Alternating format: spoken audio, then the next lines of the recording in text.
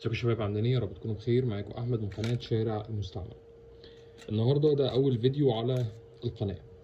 قررت ان انا اعمل قناه جديده، لكن عندي قناه باسم احمد اكس تي في عليها اكتر من 100,000 مشترك. لكن انا قررت النهارده ان انا اعمل قناه جديده باسم شارع المستعمل. اول حلقه حبيت اعملها باسم ازاي تجيب موبايل ب20 جنيه.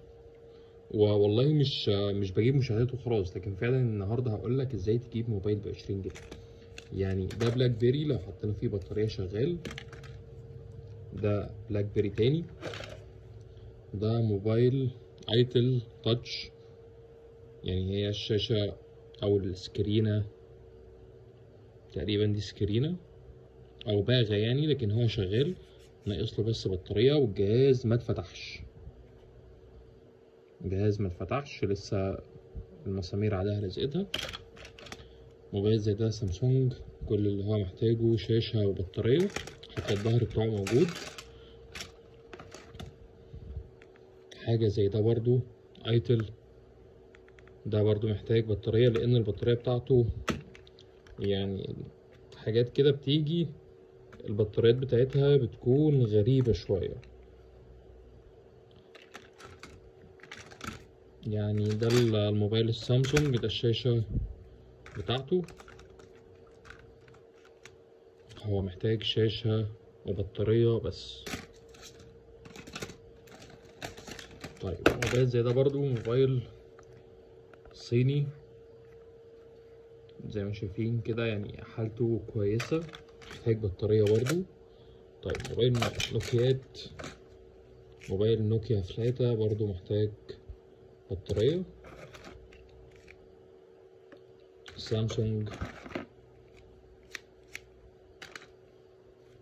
صدقوني والله انتوا لو بتشتروا الحاجات دي من اي حد تاجر او كده، يعني انت هتجيب الحاجات دي بمبلغ. يعني الموبايلات الصيني دلوقتي، رحت اسال على موبايل صيني لقيت الموبايل الصيني اقل حاجه ب700 جنيه.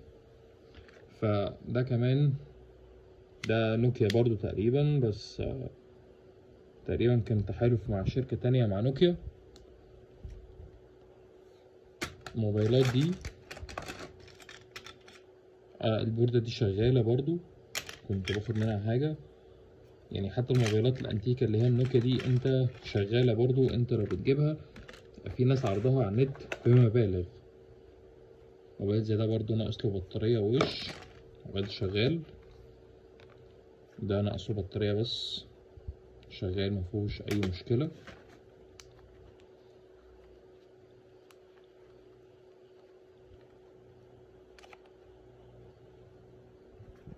اول مرة اشوف الماركة دي بصراحة، بس هي تقريبا سوني ريكسون تقريبا. ده محتاج بطارية برضو. طيب الموبايل ده يعني نجرب نحط فيه بطارية كده نشوف هيشتغل ولا ايه.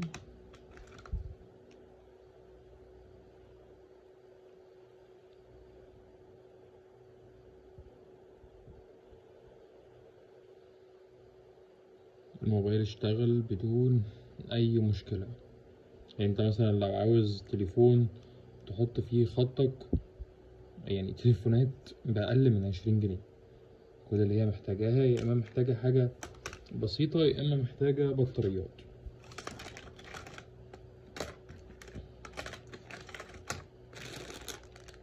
ده طبعا سامسونج بس محتاجة شغل، جايبها في كيسة كده. ده موبايل نوكيا برضو قديم شوية.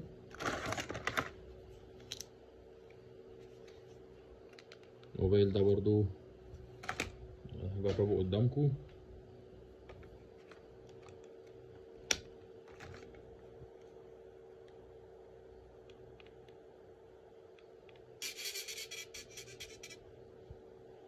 والله حاجات شغالة ما فيهاش اي مشكلة. يعني مثلا اللي عاوز سماعة، اللي عاوز وش، لكن الموبايلات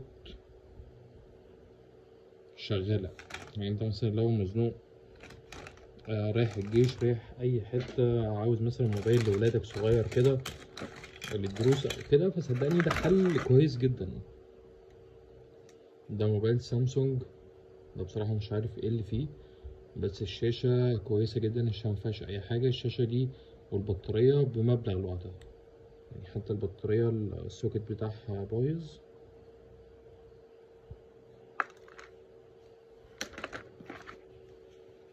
الموبايل ده أنا جربته، كان فيه شاشة بس فني وهو بيشيل الشاشة عشان يغير البطارية تلفة فقطع السوكت بتاع الشاشة، لكن هو كان بيفتح ويقفل عشان البطارية زي ما انتم شايفين كده البطارية منفوخة، فهو محتاج بطارية وشاشة مش أكتر.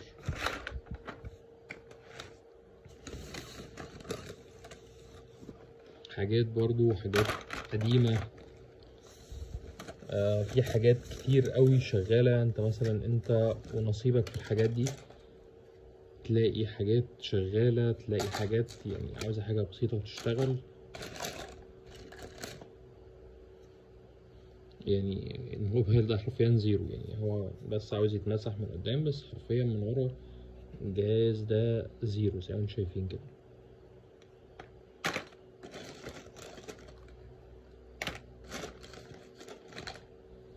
طيب انت لو جيت حسبت الدنيا دي كلها، لو الموبايل واقف على 20 جنيه فتقريبا جايب الموبايل ببلاش، مقارنة بان انت تروح تجيب موبايل دلوقتي بمبلغ نوكيا. طيب يعني الحاجات اللي موجودة في السوق النوكيات وكده، مفيش حاجة نوكيا في السوق، كله صيني باسم نوكيا. ده موبايل ال جي برضو، كل اللي في السوق حاليا صيني والاسم نوكيا، يعني بالاسم بس كده. فانت ايه خلينا اجيب موبايل صيني صغير زراير، تمام، يعني قد ده كده مثلا زراير وصيني، يعني هو عليه علامة نوكيا بس هو صيني، ب 700 جنيه ولا حاجة. موبايلات في السوق بجد برخص التراب، رخصة الموبايلات في السوق صدقني برخص التراب، فابعد عن جشع التجار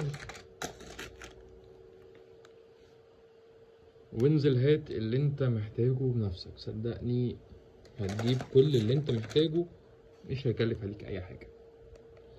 طبعا اللي عايز يعرف السوق فين يكتب لي تحت في التعليقات وانا هرد على كل الناس، واللي عايز يعرف الاسعار برضو يكتب لي تحت في التعليقات وانا هرد على كل الناس. ده بلاك بيري عاوز وش وعاوز بطارية بس.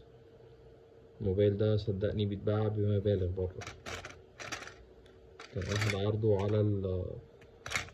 على متجر الفيسبوك كان عرضه بحوالي 800 جنيه تقريبا،